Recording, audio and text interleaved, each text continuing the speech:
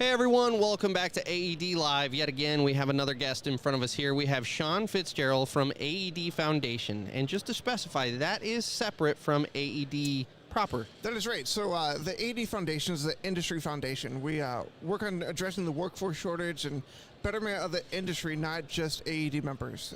So our goal is to make sure that both members and non-members are benefiting from what we're doing.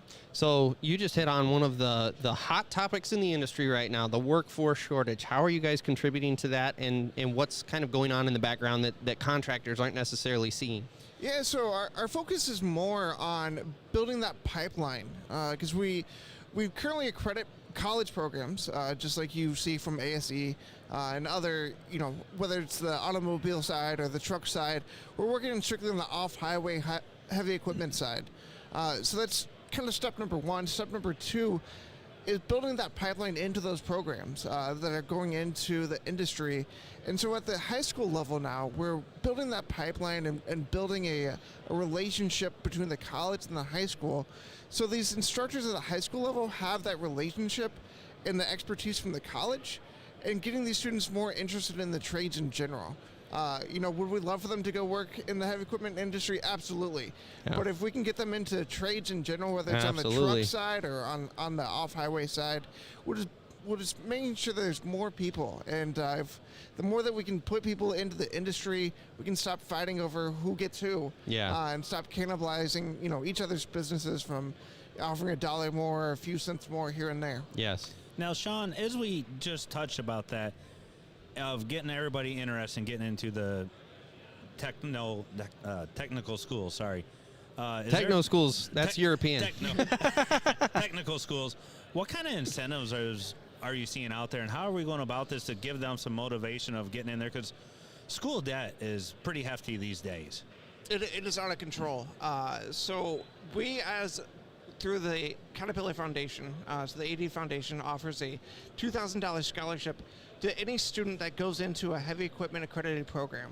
Wow. So it's available for anybody to get. You don't have to be an AED member. You don't have to, work for a company.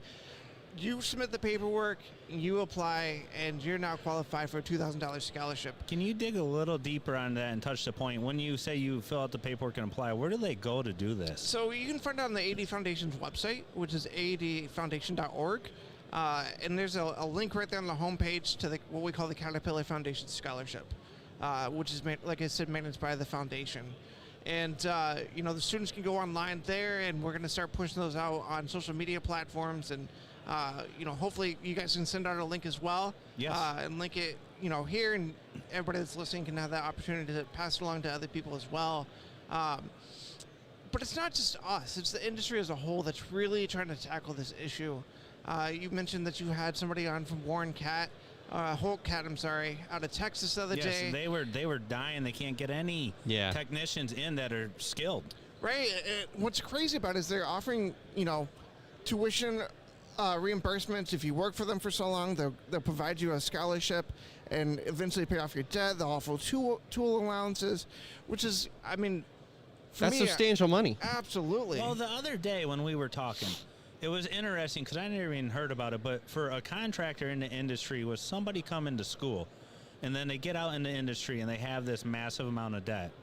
It was like $5,250 that they're allowed to pay off on their debt per year for like a student, and they don't have to count it as income. And then they also kind of count it as against taxes. Yeah, it's just a reimbursement from the dealership, as a way to say thank you for coming to work for us, right? Yeah. And nobody even knew that even existed, though. Yeah. So, there's a lot of incentives for somebody to get into the skilled trades in general and start taking these avenues and start talking about it. I feel like communication is one of the big problems that our industry suffers from. It's a lack of communication. We got such vocabulary doors that don't open from the guys that are in the industry that wanted to be in the field, that went out and got the MTI schooling, or they got into some kind of heavy financial debt getting into the trades that didn't know anything about this. So just the incentives being there and being vocal about it is really going to be making some headways here. I feel like some really good incentives for people to get in and start chasing this. Yeah, I mean, absolutely. I would say the communication is a huge thing. It's also an image issue, right? We haven't gone out to have this discussion and talk about the career path. You don't want to be a dirty mechanic. You don't want to be a dirty mechanic. I mean, I think that's why we're all three sitting here today. We're not in the field working because we didn't want to be that dirty mechanic. Well, I feel like that's America's conversation. It is. One of the stories that I continue to share is I was in the industry as an operator. I was running a concrete breaker on the side of the road in full rain gear. It's pouring rain on me. And I had the thought, I'm the guy that everyone points to and says, see, kids, that's why you stay in school right there. But as I processed through that more, up in Michigan, Union State, I was making $85,000 a year, working 7 months out of the year. I was making more money than most of the people driving by. They had no idea, and they were using me as an example as why the kids should stay in college. I feel like the conversation as Americans is you don't want to be the dirty mechanic. No one's talking about the fact that the dirty mechanic, first of all, has an office outside. His view changes all the time. He gets to work on heavy equipment, and he's making a crap load of money. Yeah, I just had a conversation with several of our members that are here at Summit, and some of their top guys, we're here in Florida, not a Union State by any means, that are making $100,000 a year. I believe it. To be a road tech and people are fighting over them. Yes, absolutely. I was just with some students from a local technical college, and had 4 different members come in, and you would think that I'm sure if all of them were ready to go to work today, they all would have been offered a job. Oh, today. absolutely, absolutely. It was quite the show, to say the least, of watching the members come in and talk to the students and tell about the career path, and also not do a hard pitch, which was great, right? It wasn't a hard pitch of why you should go work for their company, but why you should continue the career that you've started and don't give up. Yeah. You're gonna find some times where it's not so much fun. You're gonna have guys that think you're coming in there to take their job as the new guy, and they're rough and tough. Been in the industry for 20 years, and this kid's younger than me. He can do more stuff than me. Sure. But continue on. Don't give up. Absolutely. You can make that $100,000 a year, or if you don't want to be that mechanic anymore, then there's a career path. We need them though because of the infrastructure bill that just passed. For example, we need technicians in this field. This is a dying industry that needs to come back alive, and we got to really take those steps in stride to get down to the younger kids, middle school, high school, and get them involved and get them interacting with what's coming on. Because I feel like if you create excitement and you show them the door where you could go, it's a possibility, right? Because we used to just sell teachers, lawyers, be a doctor, don't go to the trades because that's the redheaded stepchild of the world. So now opening these doors and just creating this clout is phenomenal for these young kids to get in here and realize you might be laying in the mud and cussing and throwing wrenches for a second. You could support and take care of your whole family your entire life here and be of value. Yeah. Yeah, absolutely. And to hit on the infrastructure part, let's think about it. How much work's coming down the pipeline? Phenomenal amount. A crazy amount of money is being spent to put into infrastructure. I've talked to some of the manufacturers and other dealers, and they're not expecting some of their equipment that they've ordered today to be until December 2024. Yeah, that's unbelievable. So they're going to be pushing that bill. So that what that means is that there's going to be more older equipment, used equipment out on the field, and guess what happens? Older equipment breaks down. Aging fleets. Aging fleets, and so who's going to fix it? Absolutely. Well, and I feel like as you talk though, getting everybody in, things are evolving so fast. This isn't just the diesel motor no more. There's a lot of electrical components to go to this. So keeping them up to date and keeping them involved, and every day as the changes go on, you can't take the old guy that's getting ready to retire and be like, here's all the electronics to keep this thing running. He's going to look at it and go, I'll change the oil today. Well, here's the beauty of America right here. We've already thought about that problem of not having enough techs to fix that aging fleet. What we've done is ensured that we don't have enough operators to run the equipment so it won't break down. That's why we're going amphibious. That's right. I was talking to a member from out in Montana, and what they've done is they started partnering with their local customer associations from the operator sites to go to the point of like, hey, if we can just get more kids in the trade in general, yes, whether it's on the operator side or whether it's on the technician side, it's a win for everybody. Yes, absolutely. And so what these programs are doing are touching on both the operator side and the technician side in the high school. So I did want to touch on something that you kind of touched on lightly, but really in our preview call that we did a while back, you really hammered on it.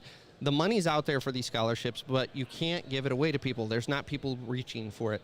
From a messaging standpoint, what is AED Foundation doing to kind of get the word out there more? Yeah, so I actually just came from a meeting on a strategy behind that, and how do we start getting that message out and expose more people to it, and it comes down to marketing. Yeah.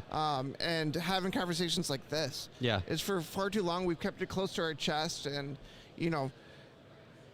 but I guess my comment also would be, you've got to put in the work. Yes. Yes. From the student standpoint of, you can't expect it to come to you. You got to do a little bit of digging. It's out there. You got to show up and talk. You just got to do your best. Come on. It's an easy $2,000 if you just put in the work and just look for something. Well, and I want to put some onus on the people that are viewing. We're talking dealerships need to start getting involved in these the programs that they put together for high schoolers, where the colleges and all of these, the job fairs and everything.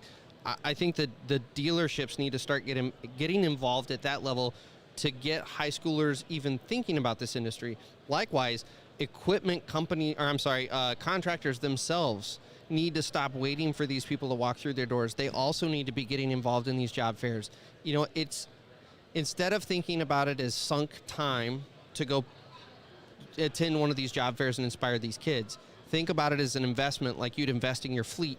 You're investing in the future of your company by getting these kids interested in the trades at the age where they're making the decision to, do I go work in the trades or do I go to college and bury myself in $50,000 to $60,000 worth of debt? Right, and I mean, I guess my point is talk to your supplier, talk to your dealer, and figure out what they're doing to attract technicians, and replicate it. Work together. Yes. It's at the end of the day, if nobody can operate the equipment, we can't sell the equipment. We don't Yes. have to worry about Fix it. fixing it.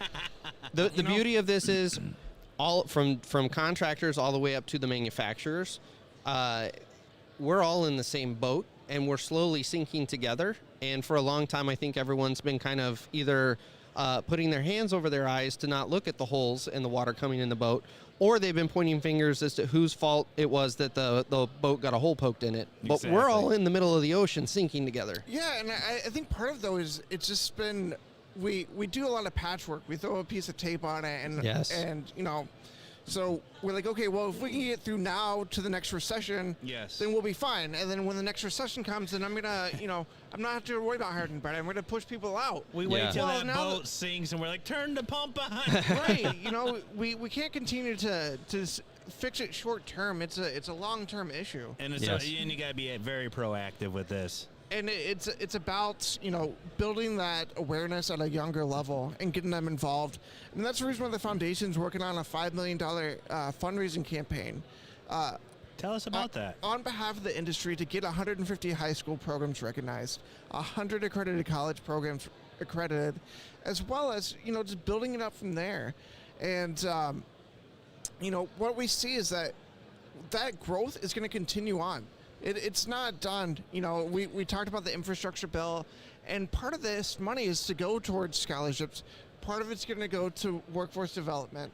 We're hiring 2 new staffers just to focus on workforce development. Wow. From the AED Foundation. Wow. Now, where does this go as you guys are working on this? When is it going to be in play, or is it already in play? I mean, we're already spending the money, right? As it comes in, So we it's get coming pledges. now. It's coming now. There's no time to wait. We want to have this all wrapped up by 2025.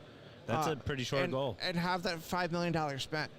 So let's go back to the accreditation. That's a weird word, and I always try to screw it up. The accreditation program you guys are doing. So what is the benefit to me as a school becoming accredited, and how do I begin the process if I want to be proactive? Sure. So from a college standpoint, so post-secondary school, the accreditation, what it means to you is you have the industry stamp of approval. Okay. I mean, that's the number one thing, right? And then also access to the industry. Sure. Yes, there's tons of industry out there that want to have that conversation with you. But let's be honest, dealers aren't great about talking to schools, and schools aren't great talking to dealers. Sure. Or from the contractor side either. I know there's several contractors that have their own technicians.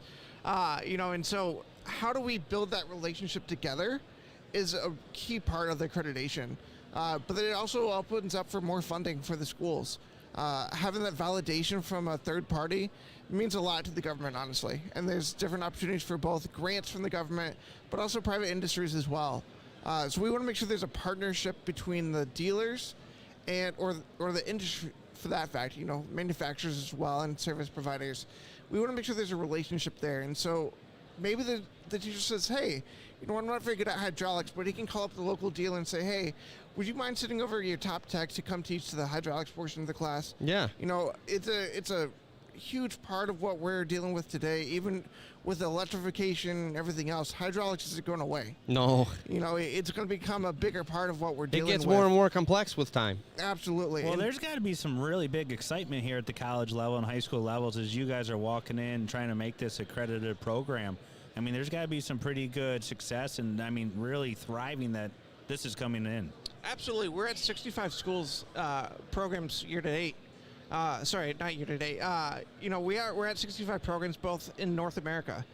So that's U.S. and Canada. We just accredited our first 2 programs in Canada, non-OEM related programs. So that means a general program. What these programs are developing is a technician that's workforce ready is what I'm going to call that. Wow. So that means they're ready to go to work and go to your OEM school, to go to your manufacturing school. I'm not saying they're going to go out in a field truck today and start working in the field by themselves, but Right. But they've got Direction. all of the building blocks there that you're teaching them the specific niche of your the equipment. foundation. Sure. Yes. The foundation. And that's what we're looking for, is if we can just get the foundation done for these students and build them up for a future success. I mean, we know that it's going to take 2 to 3 years before they start, be able to be out on a truck by themselves, but wouldn't you rather have, it be 2 to 3 years away by them going through an accredited program instead of waiting, 5, 6, 7 years? Sure. When they're coming in at an entry level?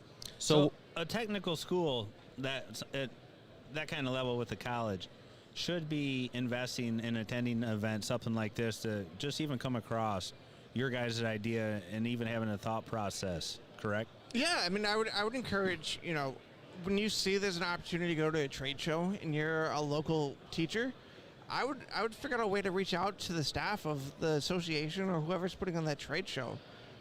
Whether it's the Home Builders Association, Road Builders Association, or AED, reach out and say, hey, I have a group of students that they would love to come look at the equipment or, just hear what companies do. I would encourage that, absolutely. And there's not going to be an organization that's going to say no to future workforce, right? absolutely. Right. No, there's not. And it's going to be free. I was about to say, I would say the opposite. No one's going to give you any hurdles. If anything, they're going to roll out the red carpet, and they are going to do whatever they can financially to get those students in a position to get that information. I mean, absolutely. We just hosted, like I said, the local trade school today, and we had a whole boardroom to ourselves. Yeah. Stocked with coffee, soda, what better, from Sure. a college student. Absolutely. Who wouldn't want a Coke in the morning, right? And some coffee, and brought in different dealer executives to have that conversation. Now, one of these students paid to come here. That's awesome. So we comped all 10 students and their instructor to come here, have lunch with us, have the coffee, have the drinks, walk the floor, and just have that conversation with different companies and say, hey, look at the different machines. I mean, we're sitting here on the context floor, and we're looking at all different types of machines. I'm looking at Bandit right now. Yeah. A wood chipper, and then, I've seen Hydrema, which is like a dump truck. There's all sorts of different equipment, and it's all about the exposure as well. And exposing to different brands, because everybody knows Cat, Komatsu, Deere, Sure. Volvo, but there's so many different types of machines. There is a lot of exposure here. As we walked around and talked to these people, it was overwhelming for a second that we never even heard of them. They're like, yeah, we've been around 75 years. You have. Yeah. They're like, yeah, we're huge over in Europe. Yeah. So as you touch on that and walking around here at the summit floor, I asked Daniel this, but what do you feel like people are missing by not coming here and rubbing shoulders with all these booths and exploring? I mean, it's the networking opportunities that you're missing. Yes. Good answer. I mean, that's what it is, right? How to better yourself. And, I hear from different members are saying, well, I don't want to come because my competitor's going to be there. So I'm on the booth next to him. Yeah. Right? So to me, it's like, you're saying that you want your competitor to have that competitive advantage, Right. You know Right. they're going to get something out of it, and you don't want to come here because you're afraid they're going to get something out of it. Now that you touched on that, we actually ran to a guy that had that conversation, and he goes, my biggest competitor is here in Florida, and I am in his back door at the summit, and he's not even here. Yeah. Yeah. So I want to say thank you for giving us this time. And Yeah, you Sean, guys this inviting us has down been here. great. This is awesome, and this is one of the biggest topics in the industry. We appreciate it. Yeah, thank you guys. I appreciate it. Absolutely. Thanks, guys, for watching. As always, thanks for watching. Hit the subscribe button. Hit the bell notification so it notifies you as we continue to go live this afternoon, and we'll catch you guys here in a bit. Thank you. Thank you.